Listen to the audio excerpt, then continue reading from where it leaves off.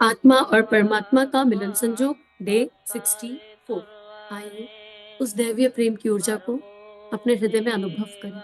वो प्रेम की ऊर्जा जो इस स्वाध्याय के मंथन से निकल रही है। जब समुद्र मंथन होता है तो बहुत सारे दैवीय रतन निकल कर आते हैं और गुरुदेव इस स्वाध्याय के माध्यम से आत्मा का देह का मंथन करा के उसको आत्म तत्व में स्थित कर रहे हैं और एक दैवीय ऊर्जा निकल रही है जो अंतःकरण से निकल रही है, भीतर से निकल रही है और जो उस परमात्मा की है।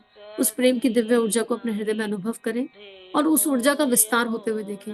भावना करें कि हम उस यंत्री के यंत्र हो गए हैं।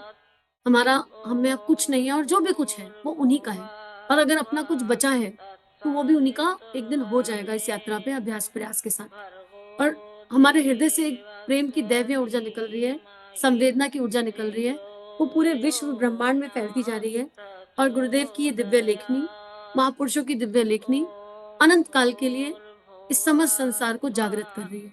इदम श्री सद्गुरुवे नमः के भाव के साथ आगे का स्वाध्याय। पिछले स्वाध्याय में गुरुदेव ने बताया कि हमको वसुदेव कुटुंबकम की एनर्जी की ओर शिफ्ट होना है। हमको एक कर्तव्यनिष्ठ माली की तरह सारी प्रतिभाओं को जागृत करना है और जो हमारे पास है उसको उसको अच्छे से यूज करना है, अपने लिए भी समाज के लिए भी, पर उससे आसक्त नहीं होना। और ये भी मतलब नहीं है कि हम अपनी प्रतिभाओं का यूज नहीं करेंगे। हम प्रतिभा तो है पर हम क्या करेंगे, हम तो साधु सन्यासी बन के बैठ गए, हम हमें कमाने बमाने का काम नहीं रहा, ये नहीं करना है। दूसरा, हमको एक अच्छा माली बनना है और ऐसा माली जो इस आधार पर निर्णय ना ले कि मेरे जो छोटे मोटे मोह के बंधन है वो नाराज हो जाए। हम एक बड़ी बड़ी अप्रोच के साथ, आत्मीयता के विस्तार की अप्रोच के साथ जीवन जीना शुरू करें। इसी में गुरुदेव लिख रहे हैं, चतुर्माली अपनी दृष्टि से पौधों को काटता छींटता निराता गोड़ता, पौधों की मर्जी से नहीं। विवेकवान गृहपति केवल एक ही दृष्टि रखता है कि परिवार को सुसंस्कारी और सुविकसित बनाने के लिए जो कठोर कर्तव्य पालन करने चाहिए उनका पालन अपनी ओर से किया या नहीं किया। परिजनों की इच्छाओं का नहीं, उनके हित साधन का ही उसे ध्यान रहता है। आत्मबोध के साथ परिवार के प्रति इस दृष्टिकोण के अनुरूप आवश्यक हेरफेर करना पड़ता है। तब वह मोह मोह छोड़ता है और प्यार करता है। प्यार के आधार पर की गई परिवार की सेवा उसके स्वयं के लिए और समस्त परिवार के लिए परम मंगलमय सिद्ध होती है। एक विजुअलाइजेशन ले लीजिए, सोच के देखिए कि हम इस परिवार के, हमारी जो आत्मा है परिवार की मुखिया है, क्योंकि वो आत्मा ही परमात्मा है एक अंश में, और जब उसका अनुभव हो जाए तो पूर्ण अंश में। ठीक है, अब ये जो है, ये जो हम है जो भी डिसॉल्व नहीं हुए, ये जो है गृहपति है, इस देह का गृहपति है। और इस जो परिवार है, ये जो परिवार है हमारी देह का, इस परिवार के जो सदस्य हैं वो है हमारी सारे इंद्रियां, ये एक सदस्य हैं इस परिवार के।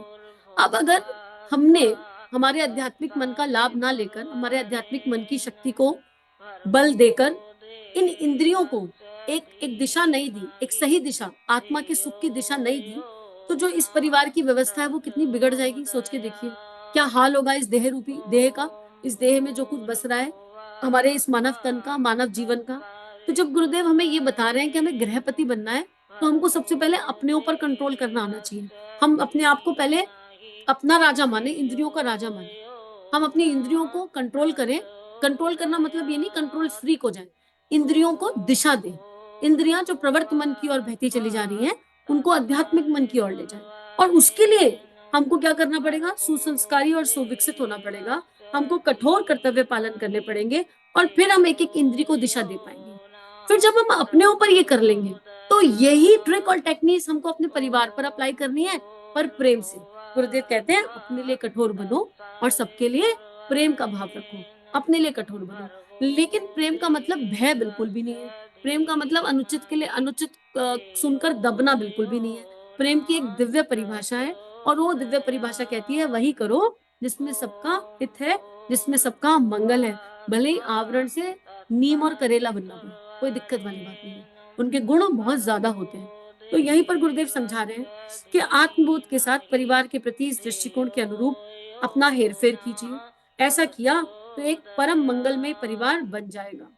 अपने शरीर के बारे में भी आत्मबोध के प्रकाश में नई रीति नीति ही अपनानी पड़ती है। उसे वाहन उपकरण मात्र मानना पड़ता है। आत्मा की भूख के लिए शरीर से काम लेने और शरीर की लिप्सा के लिए आत्मा को पतन के गर्त में डालने की दृष्टि में जमीन आसमान जितना अंतर है। देखो वही इंद्रियों वाली बात आ गई, गुरुदेव ने अगली लाइन में वही बात लिख दी जो गुरुदेव ने पहले बोल दी।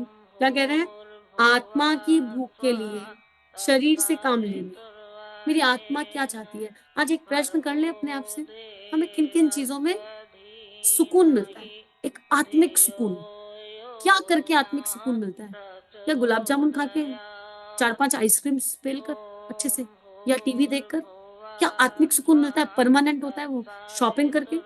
क्या करके हमें आत्मिक सुकून मिलता है?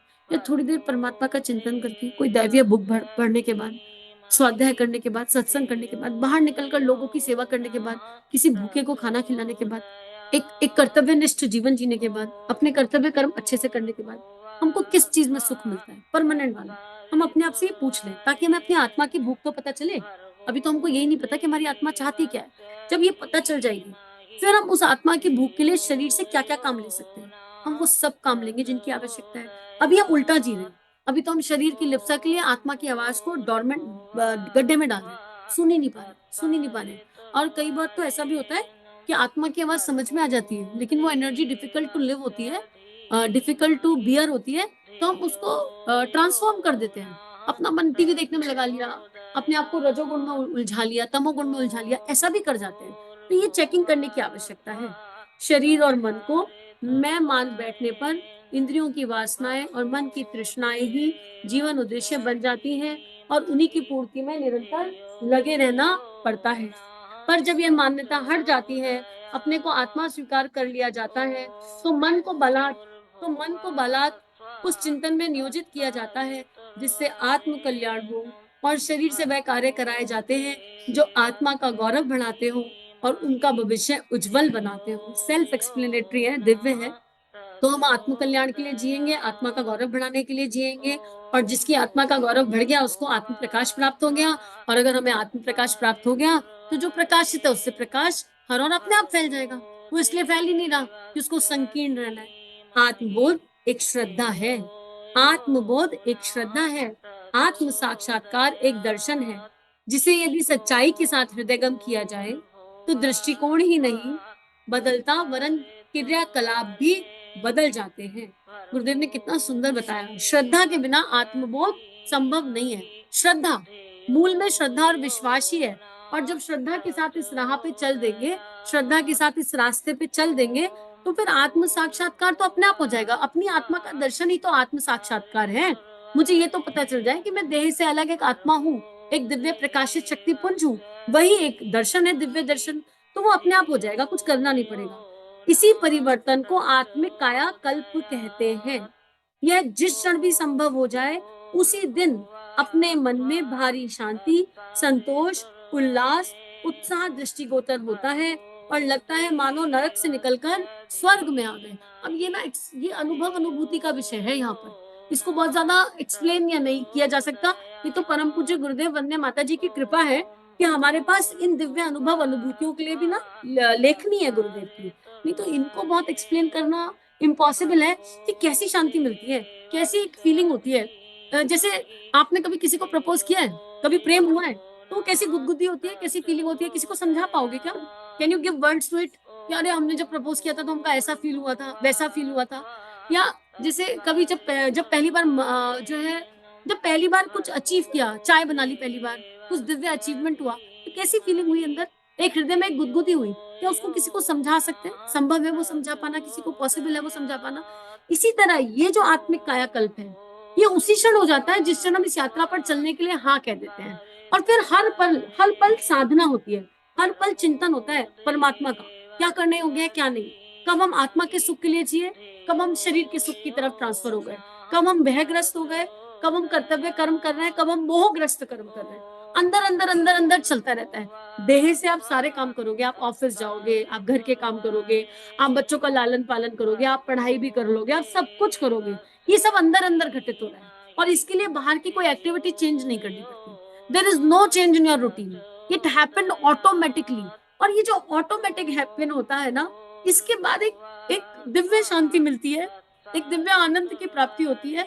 आप किसी से हेट करते हो, बहुत किसी से चिढ़ हो आपको या नफ़रत हो या ईर्ष्या हो और जब आप उस ईर्ष्या से बाहर आते हो तो कैसा सुकून मिलता है और आपको लगता है यार हम क्या ही बिना बात के ईर्ष्या कर रहे थे या किसी रिश्ते में बहुत गांठ पड़ गई और वो जब गांठ सुलझती है और मिसअंडरस्टैंडिंग्स दूर होती है तो एक कैसी खुशी का अनुभव होता है। तो ये एक ऐसा ही आत्मिक आनंद है और इसके लिए ना भगवान से प्रार्थना की जा सकती है, गुरुदेव माता जी से प्रार्थना की जा सकती है कि अगर गुरुदेव माता जी हमको ये पढ़ा रहे हैं, हमको इस स्वयं का अध्ययन करा रहे हैं आत्मा के, तो हमको ये अनुभव अनुभूति भी निश्चित रूप से देंगे, हम गिव अप नहीं करेंगे। तो आइए एक संकल्प लें कि हम इस यात्रा पर चल रहे हैं क्योंकि कोई हमें चला रहा है। और अगर हम यहाँ तक आ गए, अगर हमने इतने ऑडियो सुन लिए हैं, हम इस बुक में 64 नंबर तक आ गए हैं, तो इसका मतलब हम करना चाहते हैं, हम छोड़ना नहीं चाहते। तो एक गायत्री मंत्र समष्टि के हित के लिए, सबके मंगल के लिए, सबके संकल्प बल के लिए और प्रार्थना परम पूज्य से कि सबको वो आत्मिक सुकून अनुभव हो, सबको वो संतोष उल्लास प्राप्त हो जो केवल अनुभव अनुभूति का विषय है।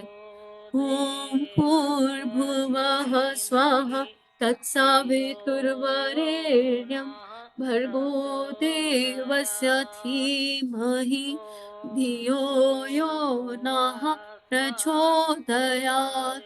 इदं श्री सद्गुरुवे नमः।